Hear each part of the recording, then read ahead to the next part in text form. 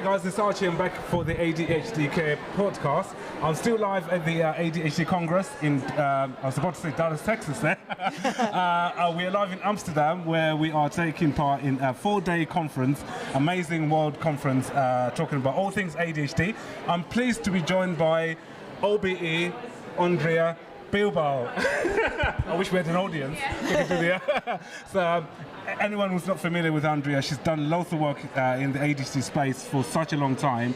She's been spearheading ADHD before, I think we're going back to the late 90s, if anything. Yes, well, 20, probably 28 years ago is when my children were diagnosed. So, that, and then I set up support group not long after that because there was nothing. You can imagine all that year, all that time ago. Of course. You could count on less than one hand how many clinicians were actually diagnosing and treating. So it was, it was a difficult time. So yeah, if we can maybe go back to the beginning. So so what made you come into this ADHD journey? Well, that was my children, my younger one specifically, because he also has autism, so he was a bit odd. And when he got diagnosed when he was in the reception class, because the school noticed that there was something, everybody noticed. So, there was we had a private psychiatrist looked at him and came back to me and said, look, this kid has got ADHD. Have you heard of it? And I said, no, I haven't. And it kind of went from there. And then they brought in my older son and looked at him, and he also, had ADHD. And you know what it is? You're raising children, and you have this rose-tinted view of what it's going to be like to have children and to, you grow up as a unit, as a family, and you're going to go and see friends, and you're going to take them out to the pub for lunch, and you're going to have play dates, they're going to go to school. And then you have these kids that just don't follow the normal rules of life. And you begin to think, what is wrong with me as a parent? And then your own parents start criticizing you. You're a bad parent, you don't discipline them. And it was really horrible, basically being told you're a rubbish parent by your own parents. And then in school, being told by the school that it's your fault. Right. And then suddenly, we get to see a psychiatrist, and it just... everything comes together all at once, and then you understand what's going on. Did you know much about ADHD before your children got diagnosed? No, I knew about hyperactivity, and I always said, because we talked about hyperactivity, I never considered my children to be hyperactive, but looking at the ADHD now, yes, of course they were hyperactive. They didn't sleep, watching television, they'd be upside down with their head on the floor and the legs in the air. And my younger one, if you went out with him, if you let go of him, he'd be off, like he'd run ahead and he wouldn't even look back. It's like a bird out of a cage. And I can actually remember when I was pregnant with my younger one, and I was struggling with my older one's behaviour. So he was about 4, and the health visitor came round, and I said to her, I'm sure my son has hyperactivity, because that's all we knew about. And she goes, oh no, he's jumping all over the sofa. No, real hyperactivity is very rare. Okay, so I put that out of my mind, Right. And then what did they get any support once they got the diagnosis? Once they got the diagnosis, there was nothing. I had to. This is why I do what I do, because I had to make myself the most knowledgeable person in the world about my children's condition. And so one of the very first conferences I went to straight after diagnosis, there was an incredible conference in Israel, and I went over to Israel to this conference, and it was 700 people. Now we go in 1996. 1996.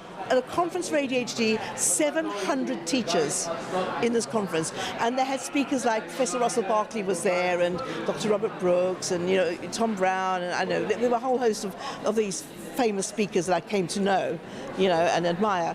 And then after that same year, I went to America to the CHAD conference, and I walked into this. I'm not joking. It was in Washington. I have never been to a conference this size. 3,000 people in a conference room. How is that possible? Yeah.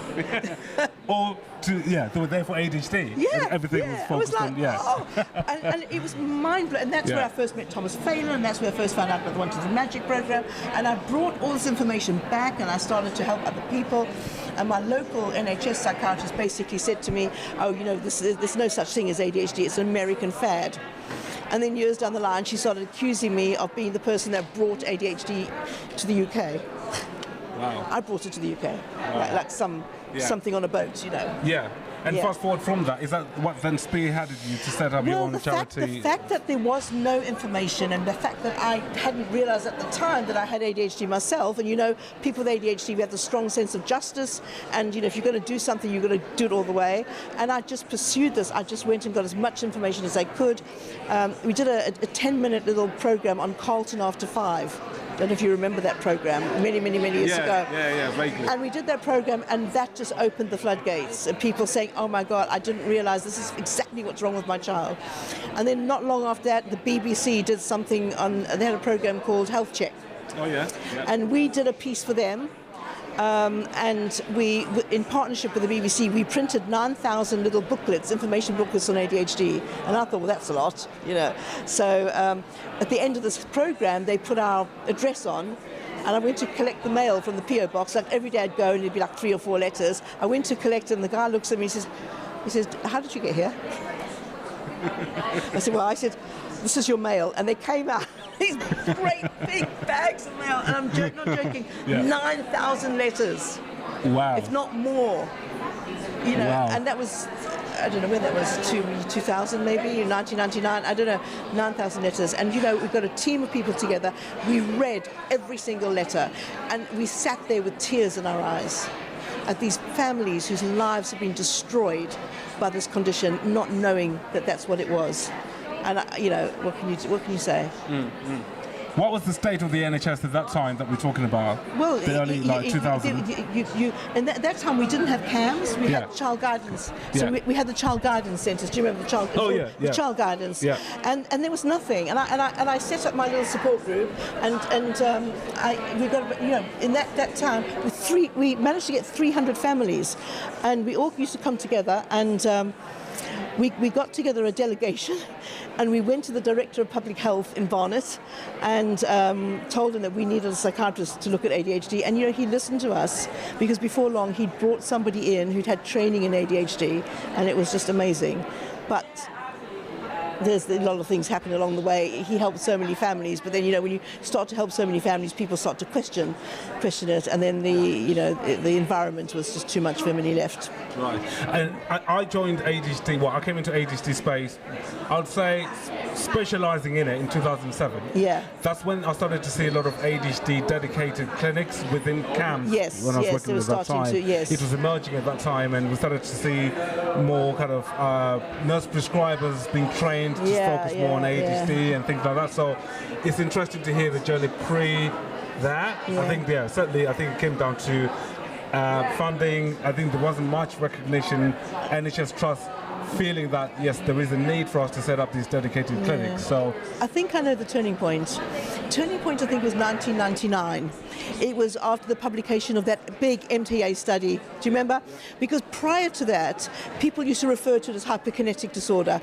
The minute that study came out and validated everything, they suddenly, in the UK, started to talk about ADHD as opposed to hyperkinetic disorder. That was a turning point. Most definitely. Yeah. So you set up, do you want to tell us what your charity you set up? So I set up ADDISS. It started as a little support group in my living room, which was just for the local area. Yeah. But it just grew and grew and grew to the point where, we had to do something at a national level, and I kind of opened up a little telephone helpline, and it just, and then after the BBC Health Check program, we were inundated, and that was my life from then onwards, basically. Just getting my children the support they needed, getting the education they needed, getting through school, out the other side. Yeah. And the organisation just grew, became a national charity, and we earned the respect of all the professionals, like Professor Eric Taylor, chaired our professional board, Peter Hill, the good and the great, Paramala Santosh, they're all on our board, support us, and have been amazing, And I saw Edward Sanuga Barker is here. Yes, Edward, I've worked with him. Yeah. All of them. And they speak highly of you as well. We had the pleasure of speaking to Russell Barkley actually on this podcast, yes. and again he mentioned you, and I was discussing with him about the inequalities in ADHD even up to now, what could be done, and trying to push for, all of you guys are doing amazing work. ADHD Foundation, we know Michelle Beckett as well, she's doing amazing work Michelle with ADHD. and I are very good friends, yes. With ADHD Action, ADHD Wise. And then you also got ADHD UK, which is a new organisation. We've got ADHD UK, Henry Shepherd, yes. Of course, yeah, absolutely. So where do you see all of this going then, just from your journey? Well, I think the one thing is that I really wish that the patient organisations would talk to each other more and work together more. Because we all do, we all want the same thing at the end of the day, and I think it's very important that we collaborate a lot more, and so that we're not doing things in silos.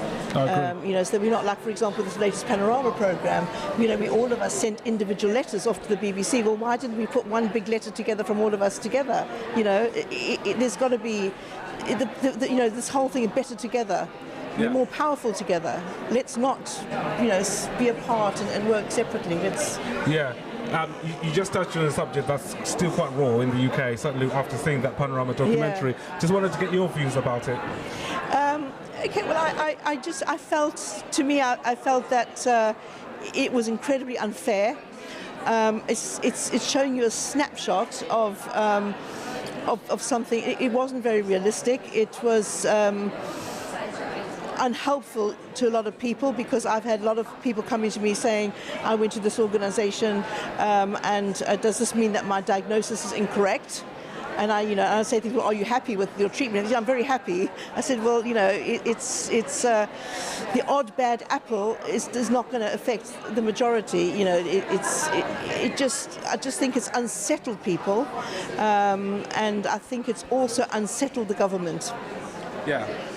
And certainly, I think what the message that it might be sending out there going forward, certainly when you think about GPs, people going to private sector seeking a diagnosis, asking then the private service requesting the GP to take over prescribing medication. That's going to have implications with that as well. A lot of GPs, because already GPs don't like private clinicians, and at the end of the day, just because it's private doesn't mean it's bad. It's not. There's a lot of private practitioners who are doing a fantastic job. And I particularly like ADHD 360 and I like Psychiatry UK, who are the main right to choose, people, because but from what I know about both those organisations, they are actually providing a lot of patient support, patient helplines, patient services, parenting programs, coaching. There's a lot of backup non-medical, psychosocial interventions that they are providing. So they take it seriously. They understand the implications of untreated ADHD, and they also understand what they have to do to scaffold and support people. Yeah. So I felt that the program was very, very unfair. And I think you have to stop and think, just because it's NHS doesn't mean that they're right and the others are wrong. I mean, it's highly probable that they're wrong and the others are right. And if they're wrong, how many other NHS organisations are giving false negatives? Yeah. Because we know there are a lot more false negatives than false positives. Yeah. So a lot more people being denied, wrongly denied a diagnosis than those wrongly given a diagnosis, if that makes sense. And for me, I think the message should have been about why are people going down the private route in the first place anyway. So rather than being it NHS versus private. Yes. And the whole online focusing on it's better to get a face-to-face assessment, which is considered as thorough, because I think, as you say, some of the services you mentioned there, they do offer online services. I run a private clinic myself. Yeah. We do offer some online services as well. I've sat through an online NHS assessment with people in my job, yes. Yeah. So, it's and also what the program doesn't show, of course, is that a lot of that 3 hours took place before they get that online assessment, all the filling in of the forms. Yeah. Endless forms, endless evidence that you have to produce before you get to the point of meeting your clinician online. Yeah. So it was very, very misleading and very damaging, I think. Did you write to the BBC in response? We wrote to them, not in response, not yet, but we wrote before. Oh, before. Oh, were you approached before then? No, we just decided to write to them beforehand to express our concerns and what they might be talking about, and had a very nice letter back from them in which they said we've changed the name of the programme, and yes, of course, we do understand that ADHD is a real problem, a real condition with terrible consequences. So they acknowledge that. But I just felt that this was a little bit of a deliberate, what can you say? I don't know what the word is. A deliberate witch hunt that had no merit. Yeah. the story goes on. We'll see how this all pans out over the next few weeks and months. Coming back to ADDISS, if people want to find out more about your organisation, do you want to tell us a little bit more? So website, at the moment, look, we're struggling at the moment with funding because we always do. ADHD organisations do. We get some funding through the local authority, local charities, and bigger charities. We're talking to the National Lottery at the moment about a big project. Okay. But what we do, a lot of the work we've done is much more at a local level. Right. So one of the things that we actually own the UK licence for the 123 Magic program, and we've trained practitioners all over the country, but we also deliver it ourselves to families. So we've got funding at the moment where we are going to be delivering online the program. It's a 6-week course online for free because we've got the funding. We also work in schools. We do a lot of training in schools. We've got funding to actually go into 2 primary schools in Barnet to run a whole program within those schools with the parents.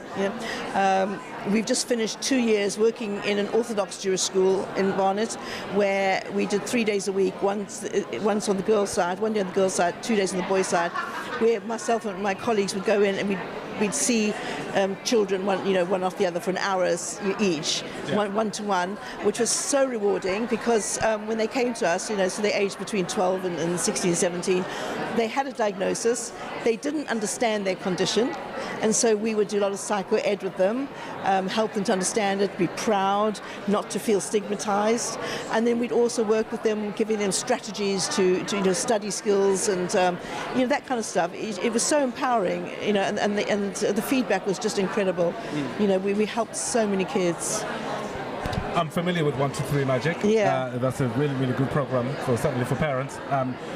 Is that, if anyone, other professionals wanted to also do the training, is that just through contact us. Through ADDISS? Yeah, just get in touch with us. Our website is pretty outdated because we've never had the money to change it, but you can go to it, which is www.ADDISS.co.uk. We've just got a web chap we're going to upgrade it. We're in the process of upgrading it. But yes, to train as a practitioner, rather than to keep funding other people to come and run the course, get your staff trained. So we've trained a lot of ADHD nurses, a lot of CAMS practitioners, but we've also trained hundreds of parent support workers all around the country in children's centres. We've also trained a lot of teachers who are delivering it to parents. It's really dedicated schools. So yeah, it's such an effective program. Excellent.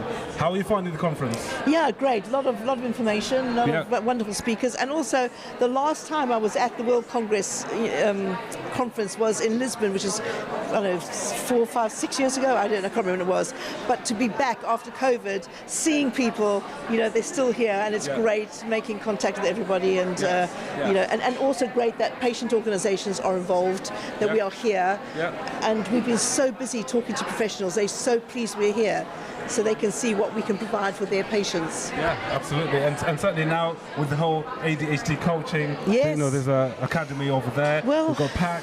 Yes, that's something probably it wasn't in the UK in the early days before you started to go into coaching has been around a long time, and I can remember years and years. Going back 20 years ago when I first met Nancy Ratey. Do you know that name? Oh, yeah. So Nancy Ratey is like the queen of coaching. She was the person who really started the whole coaching movement, and I've known her really well for many years. And then we had a few coaches in the UK. So there were 1 or 2 really good coaches who've been around right from the beginning. I don't know if you heard of Linda Fox. Oh yeah. So Linda and I go back. She's lovely. She's one of my favourite people, and she's just an incredible ADHD coach. But yes, it's growing, and I think that the people with ADHD themselves will tell you we don't want talking therapy. We don't want to sit in front of a therapist and do all this affirmation stuff about ADHD. We want to be supported and scaffolded. We want somebody to give us strategies to help with our organisation and our memory and that kind of stuff. So coaching, for me, is the best intervention that you could give somebody with ADHD. And I really think that it should be taken more seriously. I think it should be better regulated, and I think it should be something that the NHS should look at providing, as opposed to cognitive therapy or all the other very expensive therapies that they provide. Absolutely. I was just about to ask about the NHS, seeing that being rolled out in the NHS, because now I think that when you go through the NHS, you'll be lucky to get any post-diagnostic support that doesn't involve medication, usually, even a support group. Yeah. And again, you've got the NICE guidelines saying these are the recommended treatments post-diagnosis. So, yeah. And you can, so the Maudsley used to offer, before, years and years back, the only place you could go for a diagnosis if you didn't have a clinic near you, you'd have to get a referral to the Maudsley. Yeah, and the cost of that was horrendous for the trust. And then not only that, then you would be offered a 6-week or 12-week CBT course, again, very, very expensive. It doesn't have to be that expensive. Yeah. Don't offer CBT, offer the coaching. Just a short period of coaching, see how that goes, and then, some way of group coaching, whatever. There's got to be. Yeah. Absolute pleasure speaking to you, Andrea. Thank you. I could Thank talk to you, for Archie. hours. Thank you. Great to see you. And we're just going to do another walk around. There's a poster presentation over there. And you said about, I think you mentioned something about a poster. There's a poster from Israel about the Orthodox parents in the ultra-Orthodox Jewish community, the children with ADHD, because they have a lot of different challenges to everybody else, just by the nature of their the religion, because it's very very Orthodox people. So it's they don't assimilate outside. They're a very close community, and there's a lot of stigma around it. But also the parents are very busy. They usually got a lot of children, so it's a huge challenge for them. But as I say, I worked in that community. I understand that community. And lastly, how are your kids doing? Well, my boys now they were diagnosed at 5 and 9. My 9-year-old, bless him, I really thought he'd end up in the criminal justice system. Is a university graduate. He's married. He's got a most fantastic job. He's doing incredibly well, and still has ADHD. But nothing changes. He's 40 now. He still has it. Doesn't change. And my younger one, who has the autism and ADHD, he has a lot of challenges, but he's still very happy. He's out in Turkey at the moment on holiday. He's a scuba diver. He's a TikTok social media guy. He's got 180,000 people following him on TikTok. Wow. Yeah. And he has become an ambassador for PADDI. The PADDI, the diving. Oh, yeah. So he's a PADDI ambassador for neurodiversity, which is amazing. But he's still single, lives on his own, has support in the home. He can't look after himself. He can't do all the executive function stuff. He can't do all the self-care stuff. You know what it's like. Can't do any of that. Totally hopeless, but can do the stuff that's really exciting and interesting for him. Great, amazing. Okay. Thanks, Andrea. No, you're welcome. Take care. Oh, hello.